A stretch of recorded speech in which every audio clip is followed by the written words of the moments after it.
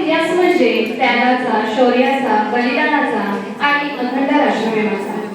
1857 मध्ये पेटलेल्या पहिल्या स्वातंत्र्य संग्रामाच्या ज्वालांनी या इंग्रजी सत्तेच्या पायाला हादरा दिला. त्या ज्वाला पुढील 90 वर्षे अखंड पेटत राहिल्या. या महान संघर्षात कलवारीची धार होती, सत्याग्रहाची ताकद होती, क्रांतीची गर्जना होती आणि वंदे मातरमचा जयघोष होता. अखेर लाखो देशभक्तांच्या बलिदानातून 15 ऑगस्ट 1947 रोजी भारत माता स्वतंत्र झाली. चला तर मग पाहूया त्या अमर शूरवीरांना विनम्र अभिवादन करत 1857 ते 1947 या भारतीय स्वातंत्र्य महासंग्रामाचा प्रेरणादायी प्रवास. आणि हा प्रवास सादर करत आहेत आपल्या शाळेचे विद्यार्थी. चला तर मग सुरू करूया. जवळ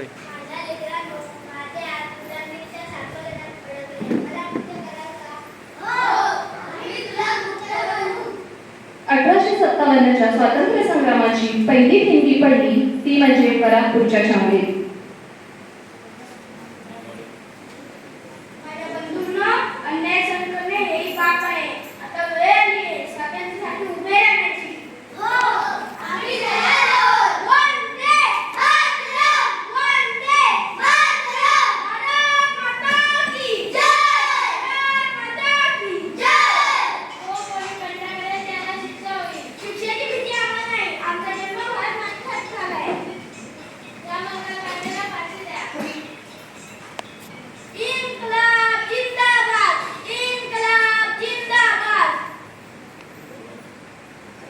मंगल पांडेंनी काळुसावर लावलेल्या डुक्कर आणि गाय यांच्या चरबी विरोधात पुकारलेल्या बंडात त्यांना फाशीची शिक्षा देण्यात आली.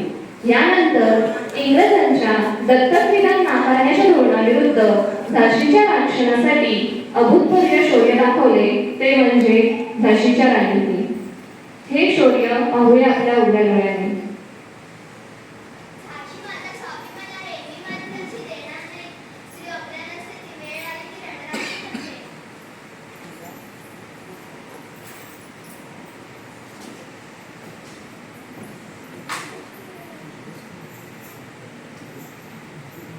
अशा प्रकारे राणी लक्ष्मीबाईंनी शौर्याची अमरकथा लिहिली. त्यांचे बलिदान प्रत्येक भारतीयासाठी प्रेरणादायी ठरले. यानंतरच्या काळात लोकमान्य टिळक यांनी इंग्रजी सत्तेविरुद्ध आवाज उठवण्यासाठी सर्व भारतीयांना प्रेरणा दिली. त्यासाठी त्यांनी मराठा व केसरी ही वृत्तपत्रे सुरू केली. पाहूया त्यांची गाजलेली घोषणा.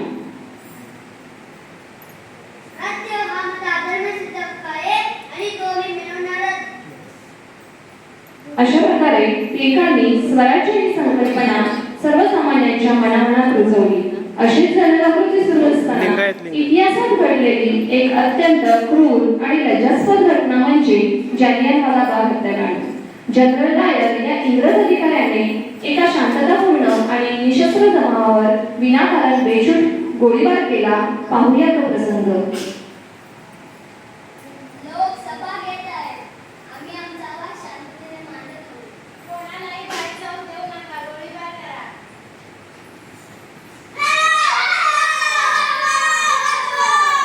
अशा प्रकारे 13 एप्रिल 1919 हा दिवस भारतीयांच्या इतिहासातील अत्यंत वेदनादायी दिवस ठरला.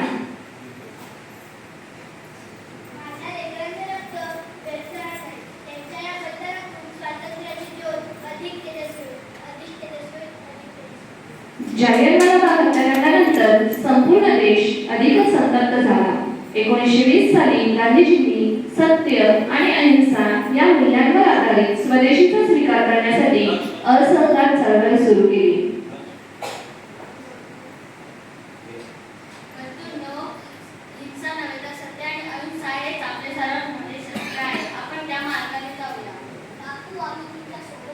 विदेशी कपड्यांवर बहिष्कार टाका, स्वदेशीचा स्वीकार करा.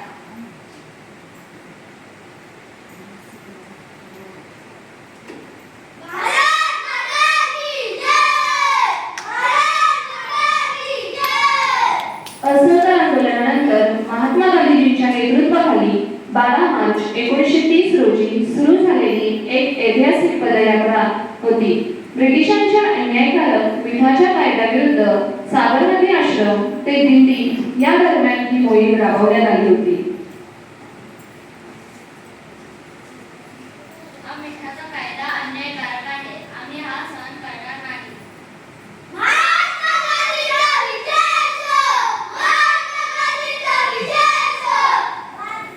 यानंतर एका महान क्रांतिकारकांचा उदय झाला, तो म्हणजे चंद्रशेखर आझाद.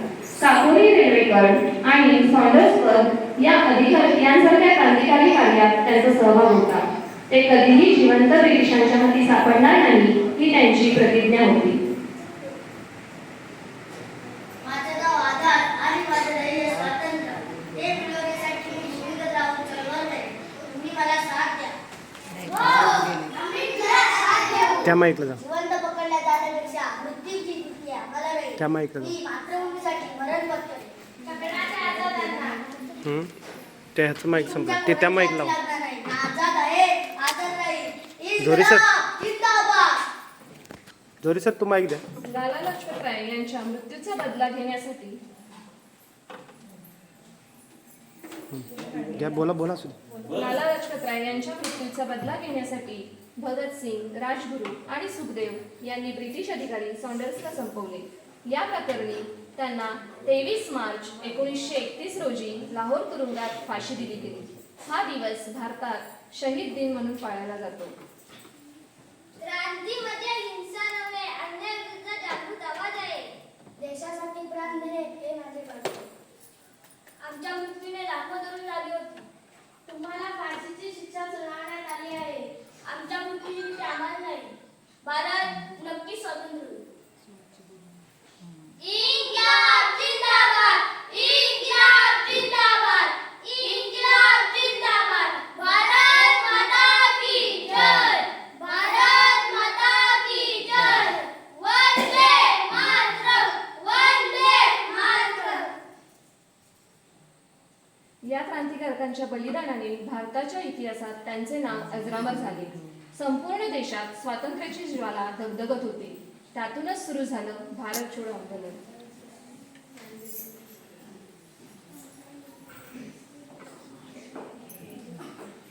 बंधूंनो आणि भगिनींनो, आता एकच मंत्र, करा किंवा मरा. भारत छोडो, भारत छोडो, चले जाओ, चले जाओ. वंदे मातरम, भारत माता की जय. या आंदोलनाला चिरडून टाका, नेत्यांना अटक करा.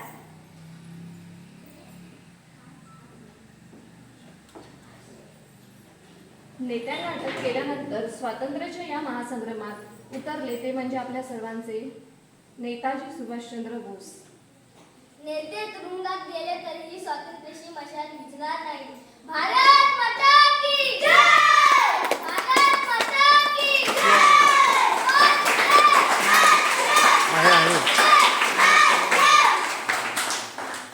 यानंतर नेताजी सुभाषचंद्र बोस यांनी सिंगापूर येथे आझाद हिंद सेनेचे नेतृत्व सांभाळले आणि भारतीयांमध्ये देशभक्ती जागवली. तुम मुझे खून दो, मैं तुम्हें दूंगा. तुम मुझे खून दो, मैं तुम्हें दूंगा. तुम मुझे खून दो, मैं तुम्हें दूंगा. जय हिंद, जय हिंद, जय हिंद. आझाद हिंद सेना भारताच्या स्वातंत्र्यासाठी शेवटपर्यंत प्रयत्न शेवटपर्यंत. अशा प्रकारे 1857 मध्ये पेटलेल्या स्वातंत्र्याची चिंधी अनेक वीरांच्या त्याग, संघर्ष आणि बलिदानाने अखंड देवत राहिली. अखेर 15 ऑगस्ट 1947 रोजी गुलामगिरीची काळी रात्र संपली आणि स्वातंत्र्याचा सुवर्ण सूर्योदय भारत भूमीवर आला.